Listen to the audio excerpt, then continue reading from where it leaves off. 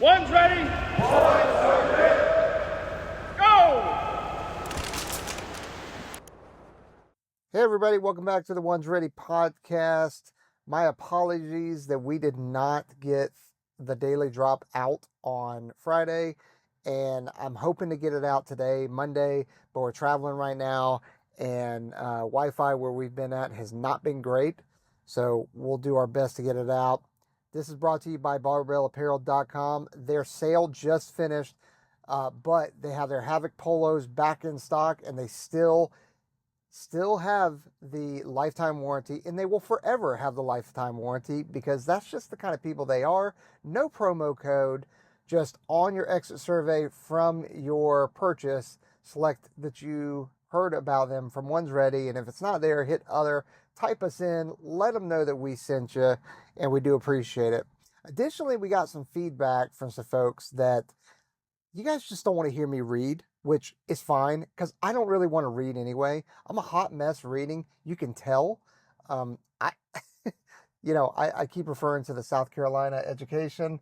What's the point of me reading it to you guys anyway? So let me know what you guys think about this format, and we'll go from there. And yeah, like I said, we'll change it up however you want. But the whole point is to get it to you in a quick, fast, in a hurry, and not read it to you and bore you to absolute death. So, if you're new to this, this is what the commanders and the chiefs at every single base get. Like, they get their own flavor of it, but this is the one for the base that is near me. And joint news, the Insurrection Act is potentially going to get enacted. Newsweek reported on 8 March 2025. The Trump administration weighs invoking the 1807 Insurrection Act for border control. Defense Secretary Pete Hegseth and DHS Secretary Kristi Noem have 43 days to report options. Now, this was last used in 1992 in the LA riots. And of course, there's critics that are out there that fear that it's going to be misused. If you're not familiar with what the Insurrection Act of 1807 is basically, and I'll read it from what AI spat out to me, but it's federal law that empowers the president to deploy military forces domestically to address significant unrest, rebellion, or situations where state authorities cannot maintain order or enforce federal law. Let's see. What are some of the historical context? So you know, so that because there is precedence for it, is it was signed into law by Thomas Jefferson on the 3rd of March, 1807, and was initially used to counter threats like Aaron Burr's alleged conspiracy. It was also used in the 1860s during the Civil War to enforce Union control. It was used in 1957 through the 1960s to protect civil rights, such as desegregating schools in Little Rock, Arkansas, and addressing riots in the 1960s.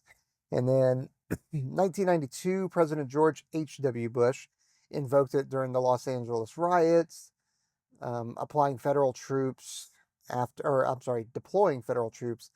63 deaths and widespread chaos. So, it's a kind of weird thing. And the problem is that we live in a time right now to where I think that if the prior administration, President Biden, had enacted this, I don't think you would see as much criticism. But because the current administration is in there, and whether you agree with it or not, it is definitely polarizing right now. That you're going to find a whole bunch of people just on the attack instead of sitting back and going like, hey, maybe this is actually a good thing, a little bit of a bipartisan take on it. So anyway, that's it for there. The second one is Hegseth, or Secretary of Defense Hegseth, rejects the climate focus. Fox News released this on the 9th of March. And essentially the kind of headline is Defense Secretary Pete Hegseth says DOD skips the climate change crap, prioritizes warfighting targets, Biden-era DEI programs for cuts aligning with efficiency goals. Yeah. So should the military be good stewards of the environment? Absolutely.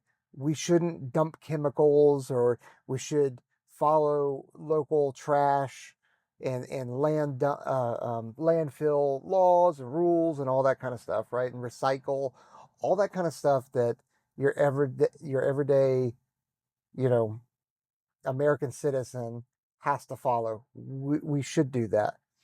But when it comes to, climate change of, hey, we're going to not use certain weapons because they impact the climate, or we're going to lessen the amount of ships and boats that are out in the ocean because it's affecting climate control, or we're going to fly less sorties because it's affecting climate control. Like, that is not what we should be in the business of. We are absolutely in the business of war fighting, maintaining peace through deterrence, and training, so that when the flag does go up, we are ready to go. Um, because some of the problems that we're going to have to solve are extremely complicated, and we're going to need proficient people to be able to go out there and do that. And in order to be proficient, you have to fly often, you have to train often, you also have to do simulation stuff as well, in virtual simulators. So that's just my 2 cents on it.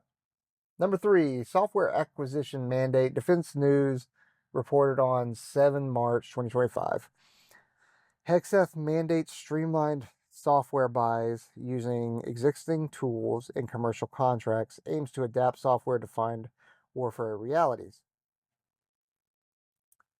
We are behind when it comes to acquisitions. And usually when you think about acquisitions, you think boats, planes, bombs, weaponry, that kind of stuff, right?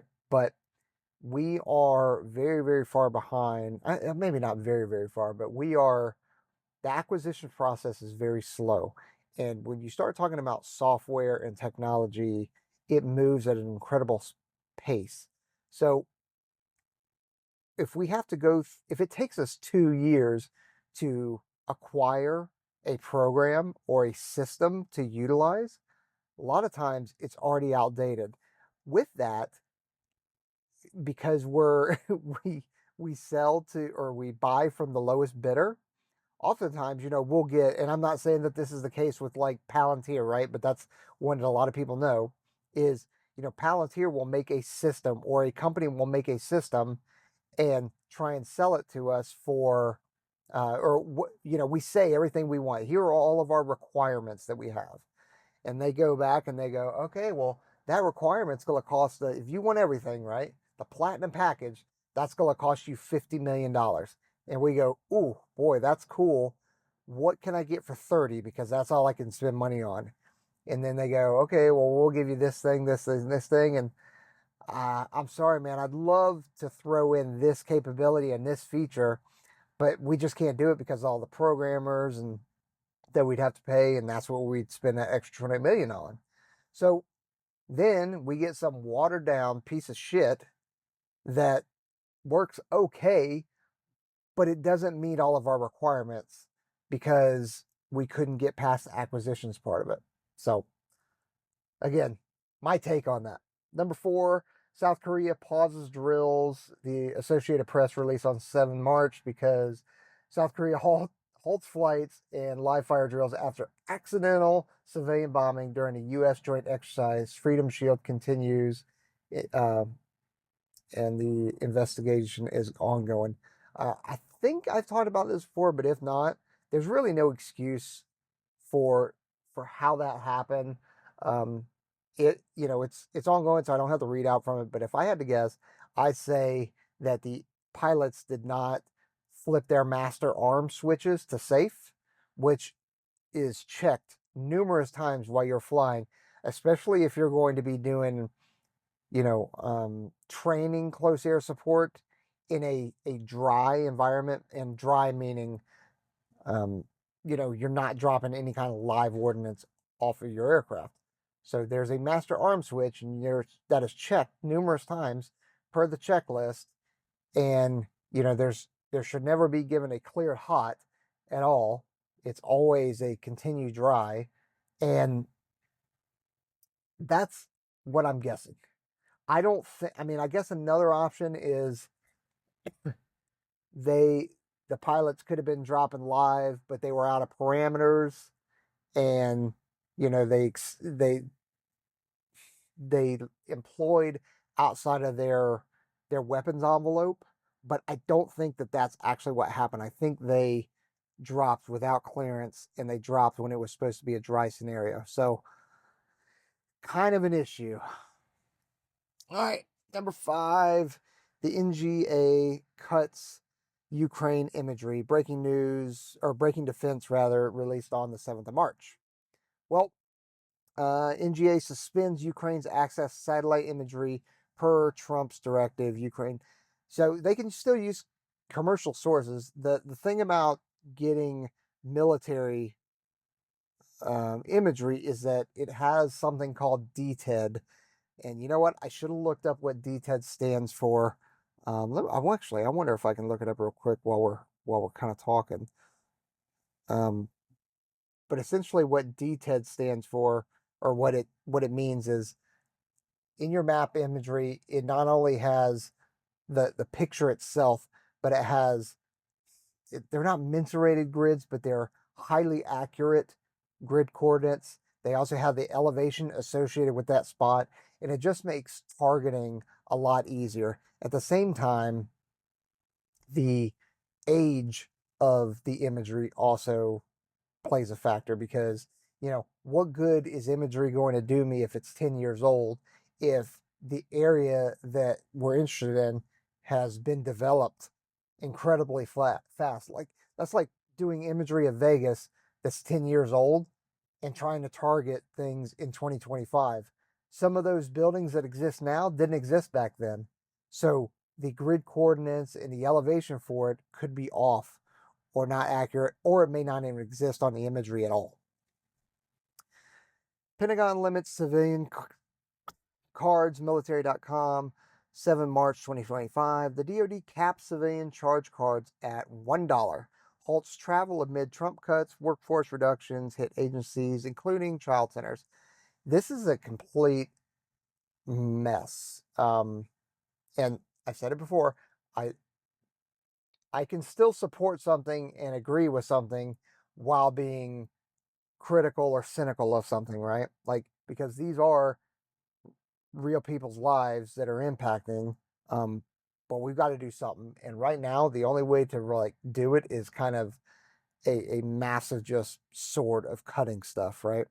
But a lot of units don't have that many active duty in it, believe it or not. So they utilize their civilians for their GPC cards, their government purchase cards, things that you can buy office supplies with, pens, paper, markers, cleaning supplies, any other kind of purchase, like even computers, TVs, things that you use kind of on a daily basis, or purchases under 10 grand, right? So what they also did was halt their government travel card. So if you're not familiar with what a government travel card is, or a GTC, that active duty and government civilians are, if they travel, they are issued a GTC, so that, and it's a Citibank credit card where they swipe to buy their flights, their hotel, their rental car, pay for gas, that kind of stuff while they're on a trip that's a business trip that the Air Force is sending them on. And that way they don't have to pay it or front the cost out of pocket. And then once they get back, they file a travel voucher, and then that bill or that debt ends up getting paid. So they are really trying to cut that and minimize that spending right now. It's kind of like the hiring freeze that's going on right now. It's temporary. It's a pause.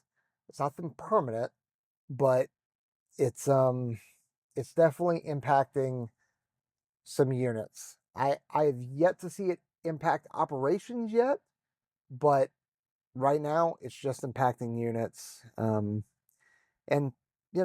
people are uncomfortable, so they don't like it. Number 7, Doge impacts space workforce. Space News, 9 March 2025. Trump's efficiency push affects DoD, NGA, NASA, Air Force offers deferred resignations and layoffs loom. This ties right into what we just talked about with, Doge and the civilian hiring freeze, the government purchase card delay, or not delays, but cancellations, or spending limits put down to $1. Like, this is just part of that, and it's going to be painful, and it's probably going to get even more painful before it actually gets better. Air Force News, Pacer Forge is extended, task and purpose released on the 7th of March. Air Force Boot Camp event is now 57 hours, which is up from 36 hours. And it's due to focus on teamwork and defense and casualty care. Like, it used to be that self-aid and buddy care was the standard medical training for everybody in the Air Force. Now we've learned, now it's TCCC, and it's, what is it? Tactical casualty care. Tactical casualty care. I don't know what the other C is, but it's a much better way to train and think in a medical situation. And so that's a good thing. And then, Trent actually has some details on this Pacer Forge, and we may have to chat about next time we talk, but it's this is very, very recent. Like, I think this week or last week is the very first time that they're doing the 57 hours. So, and you think about it, you think like, hey, what's the big deal moving from 36 hours to 57 hours? But when you start talking about a system that never really stops, right? There are people going into basic training every single week, and you have thousands of people coming in to change something like this from 36 hours to 57 hours. That's a big muscle movement. So a lot of people had to work on that, and it's logistically, it's a different problem or a different struggle that they're dealing with. So, next one is the Sentinel ICBM, the Intercontinental Ballistic Missile progress. The Air Force Northrop Grumman tests Sentinel ICBM with a 3,400-mile range. That is insane. And it just kind of puts us on pace and catches us up in 2025 with all the other nuclear forces that are out there. So it's part of the modernization plan that's been going on. Are we 100% there yet? No, we're not. We've still got the Minutemans, and we're bringing the Sentinel online, but it is a massive step forward for us in our nuclear triad that we've got going on. So it's a good thing. And, note this, if you ever get a chance to go to a missile silo, absolutely do it. It's wild to see going underground and seeing how these things are constructed, how they're in the maintenance that's involved with it. It's really cool. I'm so glad I got a chance to see that. Number 11, F-16s intercept the Mar-a-Lago breach. F-16s intercepted 2 civilian aircraft in Mar-a-Lago no-fly zone using flares to redirect them. Dude, they're lucky they didn't get schwacked. I mean, come on. I mean, I'm sure it's just, I didn't hear about this other than now, but I'm sure it's just some kind of Cessnas losing track of where they're at in the air. But man, they had to be shitting their pants. Oh man. F-35 Air National Guard gets F-35s. The 125th Fighter Wing adopts F-35. It's the 4th Air National Guard unit to do it. And yeah, so I mean, that's a good thing. The Air National Guard is kind of cool into the way that a state can go, you know what? I really like F-35s, or I really like special tactics units. I would like to get one in my state. Now, there's a lot of politics that are involved in it, but um, if a governor and a mayor want it bad enough, in the Air Force and the Air National Guard can support it, then they will start up an Air National Guard unit in that area. Like, so I don't know, maybe I'm getting in front of my skis. Special Tactics and Air Force Special Warfare is looking to start a new or an additional, a third Air National Guard unit. There's been talks of different locations, so I know that I don't want to mess anything up behind the scenes, so I don't want to give it away. But at either of the two places where they're talking about doing it, it's going to be awesome. And there's going to be a lot of people that want to go to it. So, let's see. North Dakota Hero Honored Stars and Stripes wrote on 7 March. Master Sergeant Zachary Robinson wins the Pittsburgher Award for stopping the 2023 Fargo shooting, saving lives. We talked about that before, his actions. The dude's a straight up badass, and it's awesome, and he is well deserving of the Pittsburgher Award. If you guys aren't tracking who Pittsburgher was, he was a pararescueman, and they give away this leadership award in his honor every year. So, in fact, I think just did some content with Aaron talking about Pittsburgher and what Pitts means to the PJ community and to me really as well, because he was a straight up badass. So, Space Force news: the X-37 Bravo lands after 434 days orbiting. I say orbiting, I guess. I don't know. I'm not a space dude, but it was testing its maneuverability and space awareness technology. So 434 days for an aircraft being up there. That's pretty cool. We got it back down, and I mean, at least for the next 30 years, we'll have no idea what they focused on or what they studied during that. But I mean, you can put your tinfoil hat on and kind of figure out what you think that might be. Let Joe Rogan go ham on that and see what he thinks it did. Number 17, sensors detect China tracking. The Space RCO tests sensors to spot adversary satellite tracking, targeting China's SISO network. So basically what this is it's sensors that we put on satellites that help us kind of identify or know if we are being tracked or there are pictures being taken of us, not of us, but of our satellites that are up in space. That's what that is. So, number 18, Space Development Agency delays satellite launch. The SDA, or the Space Development Agency, pushes Tranche 1 launches to summer due to supply issues, aims for a 2027 full operation. This is interesting in the way that supplies and kind of goes with the acquisition thing that we were talking about earlier. This is a real issue, and kind of like we were feeling it with the microchips for a while during COVID and for a while after COVID, the microchip issue, and that's why like trucks weren't being built and that kind of stuff. This is still along those same kind of lines. I'm not saying that it's microchip stuff for this, but there's still supply chains issues with logistics and everything like that, and it's a real concern. Okay, these are of interest. Ukraine aid gap grows. The U.S. paused support strains Ukraine's ammo and intel. We talked about the imagery and stuff like that, because everybody seems to think that it's all about tanks and planes and bombs and ammo and stuff like that. But the amount of intel that we provide them with too is enormous. And by us cutting off the high quality imagery, us cutting off the intel, it affects their ability to target and then provide counterattacks and also defend themselves against any kind of attack. So it definitely limits Ukraine's response.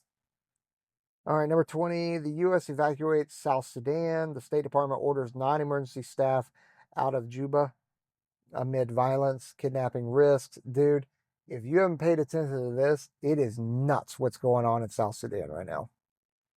It's really, really sad. It's nuts, and it's really, really sad. But it's, man, we gotta stay frosty. That's what we gotta do. All right, let's see some of these others. North Korea builds a nuclear submarine. North Korea claims a nuclear sub in progress. Experts are skeptical without Russian aid. Well, if we think that North Korea is able to do anything by themselves, we are sorely mistaken. if this is in fact true, they are 100% getting help from somebody. I don't know whether it's the Russians or China, but they are absolutely getting help. Let's see. Last one is ending the Russia-Ukraine war. This is an opinion piece that somebody put out, and like I said, I hadn't really read it, but here's the synopsis of it: is peace needs mutual terms. UN peacekeepers. You know what? Reading it, it's not even worth it. So we'll close it out there. That's the end of the news of your daily drop for today. Let me know what you think about the new format. Maybe we need to give it a week where I'm doing it like this rather than just reading. I'll tell you what, I definitely enjoyed this more than I did sitting there reading, because what's the point? You can read for yourself. However, I'm not going to send the documents out that they send, even though it's unclassified. But let me know what you think, if you like the length of it, if you like the format, and then we can go from there. And then since I'm recording this in a car, I'm going to put it against some videos of planes. So you let me know what you think of those videos as well, and I'll have a couple different templates. I'll have some Air Force Special Warfare videos that I'll put voiceover on. I'll do some airplanes and that kind of stuff, and we'll go from there. All right. All right. Don't forget to like. What is it? Like.